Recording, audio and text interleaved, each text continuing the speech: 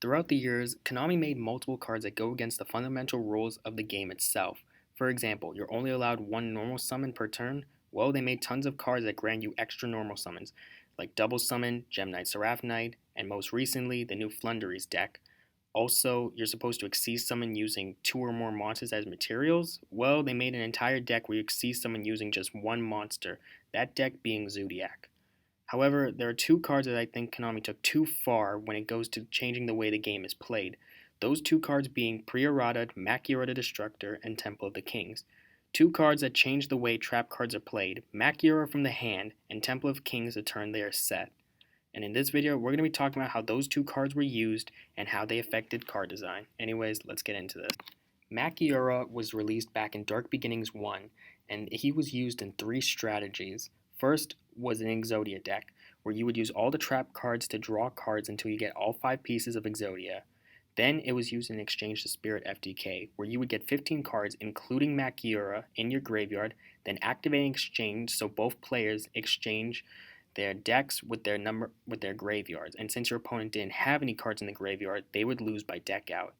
And finally, it was used in an OTK strategy involving Dark Scorpion Chick the Yellow, where you would have both Chick and Makyura in your graveyard, activate Call of the Haunted, bring back Chick to deal damage to your opponent, then use Chick's effect to bounce Call back to your hand and repeat the cycle until your opponent was dead.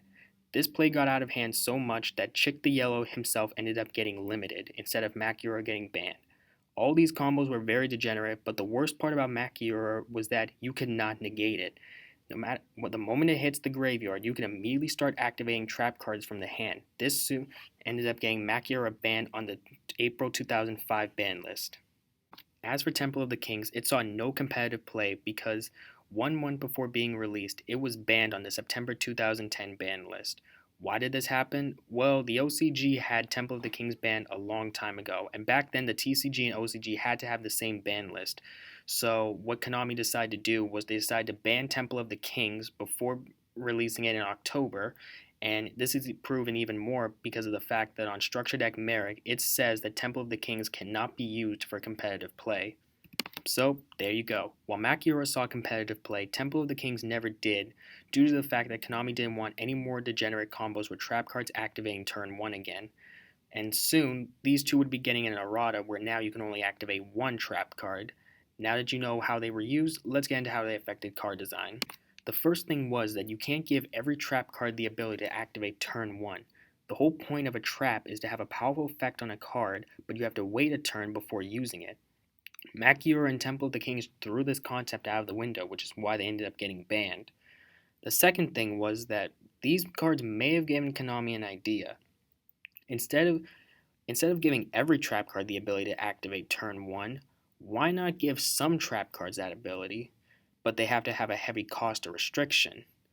Cards that are played today like Infinite Impermanence, Evenly Matched, and Red Reboot can all activate from the hand, but they have some sort of cost to them. Even back then they made cards like this, like Typhoon and Tachyon Transmigration, and most recently one with the Sun God where you can activate them turn 1, but there is a heavy cost to them. So while Konami won't give every trap card the ability to activate from the hand or turn 1, they did make certain trap cards have that ability. So overall, when it comes to Makyura and Temple of the Kings, they showed that trap cards should not be given the ability to activate turn 1 or basically the turn they are set.